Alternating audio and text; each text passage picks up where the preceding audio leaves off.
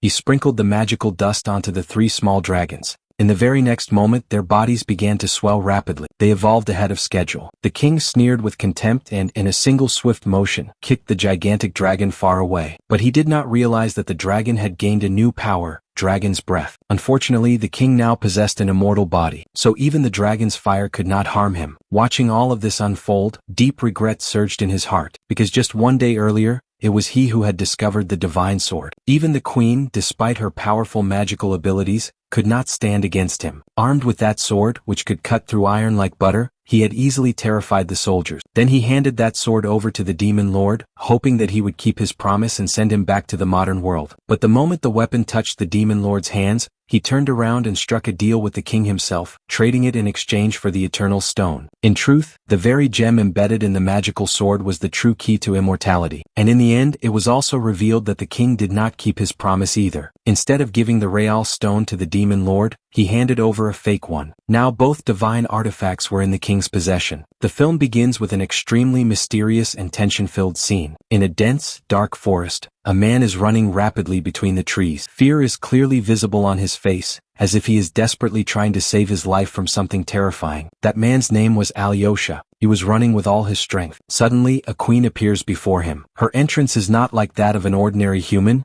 but like a powerful magical entity. The queen uses her terrifying magical power, and before long Alyosha's body begins to turn into stone. First his legs freeze, then slowly his entire body stiffens and transforms into stone. Within moments he becomes a lifeless stone statue. In reality, that queen was searching for a mysterious and magical place. That place was very special and very few people knew about it. Alyosha was one of the rare individuals who knew the secret of that location, but he wanted to protect it. Under no circumstances was he willing to tell the queen anything about that place. Because of that stubbornness and courage, he paid the price by being turned into stone. One of Alyosha's companions somehow managed to escape alive. Running as fast as he could, he jumped into nearby water and avoided the queen's sight. After this, it is shown that the queen had previously turned many people into stone using her magical powers. The entire area had become like a graveyard of stone statues. After that, the main character of the story, Ivan, makes his entry. Ivan was a magician. He had been separated from his family since childhood, though this truth is revealed later. For now, he lives in the city like an ordinary man and earns his livelihood by performing various rituals and magical shows to entertain people. That was his profession and it was how he survived. One day, after finishing his show and returning home, he encounters a mysterious old woman on the way. She looks at Ivan in a strange manner and tells him that he will soon travel to another world. There is an unusual certainty in her voice,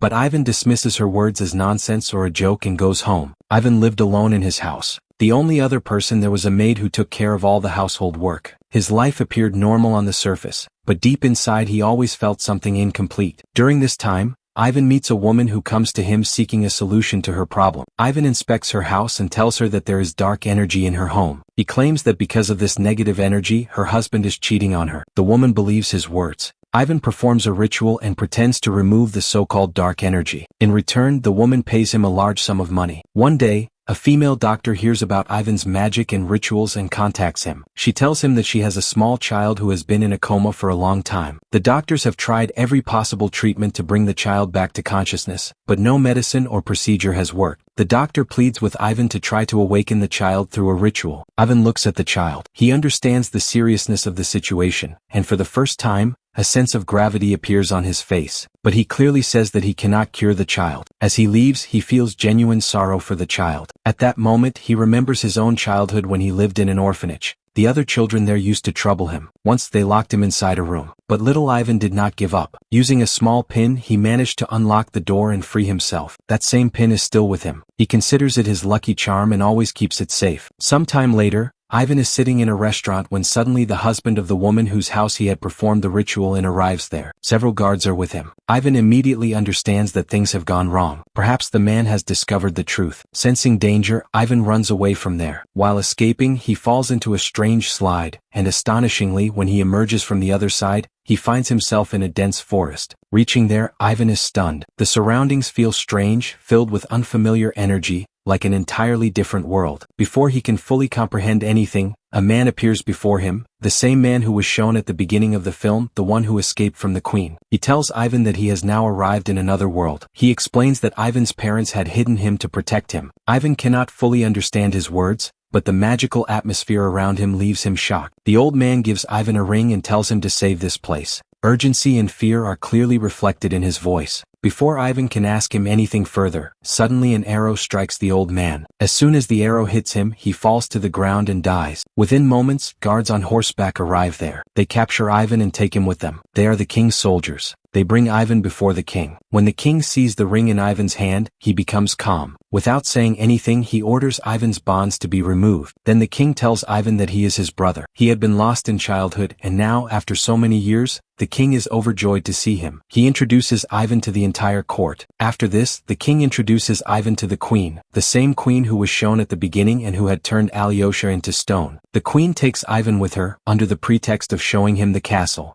But her intentions were not pure. Cunningly, she locks him inside a room. Inside that room, Ivan meets a strange and terrifying man whose name is Koshchei. His body is divided into different parts, and each part is trapped in ice, as if he has been imprisoned by some dreadful magic. Seeing Ivan, the man smiles and says, "I know who you are and where you have come from." Ivan is startled and asks him, "What is the reason for my coming here?" The man replies in a deep voice, "You are Alyosha's son, and that is why you have been brought here." Their conversation is still going on when suddenly the prison door opens and soldiers bring another prisoner inside. She is not an ordinary prisoner but a witch. There is a strange glow in her eyes and a mysterious smile on her face. Seeing all this, Ivan becomes even more confused. He asks the man frozen in ice, "Koshchei, can I return to my own world?" Koshchei replies seriously that if Ivan wants to survive in this world, he will need a magical weapon. He tells him that there is a special magical sword that only Alyosha's son can find. He further says that once he too had lifted that sword and because of its power he became immortal. But later knights attacked them. They were captured and imprisoned. Night grows deeper.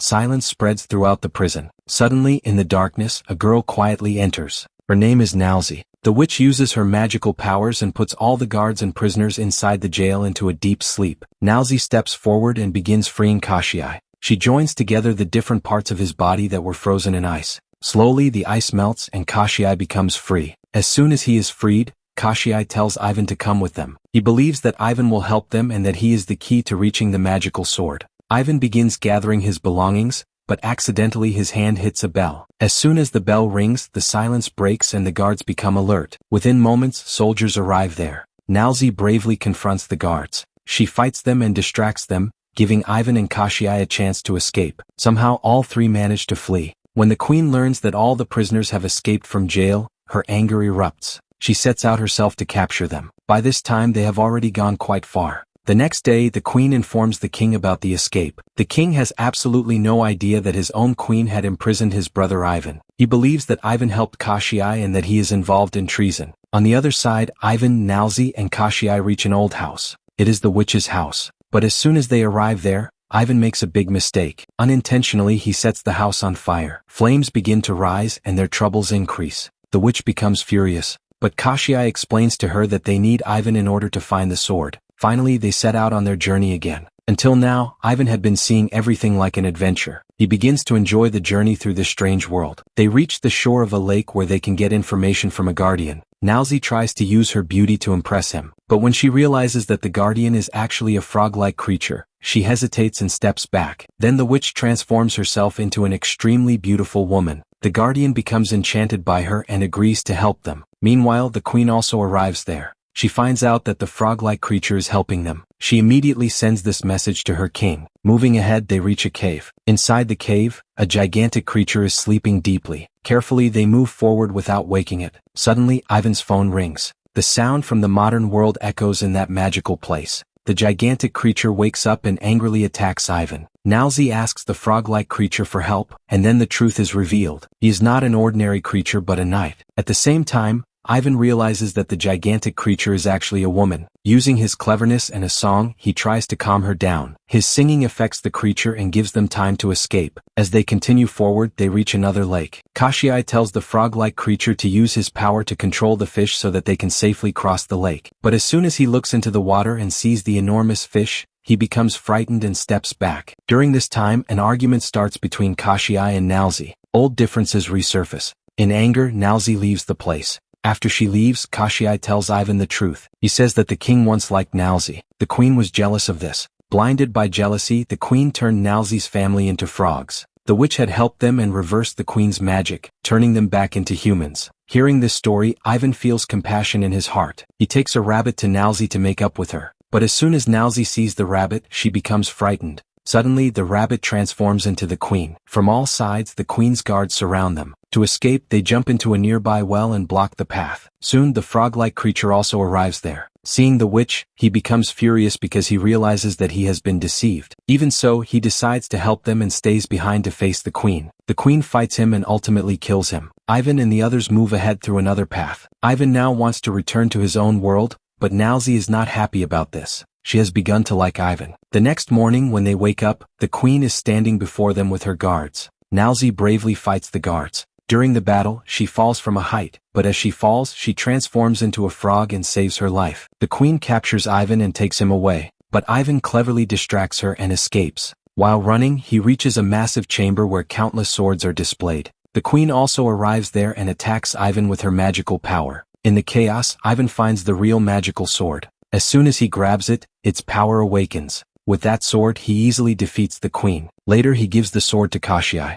But Kashiai betrays him. He wants to exchange the sword with the king for a mysterious stone. Then the truth is revealed. The real mastermind was the king himself. He wanted to become immortal using the power of the sword and that magical stone. But blinded by greed, the king also betrays Kashiai. When the king attacks Kashiai, Nalzi arrives there. While attacking, Nalzi throws the sword away. Ivan picks up the sword and suddenly returns to his real world. But even after returning to his world, he is not happy. He feels guilty for leaving Nalzi behind like that. He goes back again to the magical world through the same slide. This time the guards capture him. Meanwhile, the king is about to complete his immortality spell when Ivan arrives and strikes him. The king turns to kill Ivan. Just then, a dragon appears there. It helps Ivan, giving him a chance to free Nalzi. Nalzi tells Ivan that if he breaks the king's magical stone, the king will soon die. Ivan draws the king's attention toward himself. He places his sword down and engages him in direct combat. On the other side, a fierce battle is also taking place between the queen and Nalzi. During this time, Ivan learns that the queen and the king had also turned his father into stone. At that moment, Kashiai picks up the magical stone. For a few moments, it seems that he will use its power for himself. But suddenly, he raises his sword and with full force shatters the stone. As soon as the stone breaks, its power is destroyed. At that very moment, both Kashiai and the king die. The queen takes advantage of the situation and escapes. With the king's death, all the people who had been turned into stone return to normal. Among them is Ivan's father. Father and son become emotional upon seeing each other. Years of separation finally end. Ivan decides that he will stay in this world with his father. After some time, he marries Nalzi. One day, Ivan returns to his old world. He gives a magical drink to the child who had been in a coma. Because of the drink's effect, the child regains consciousness and becomes completely healthy. With this happy ending, the film comes to an end.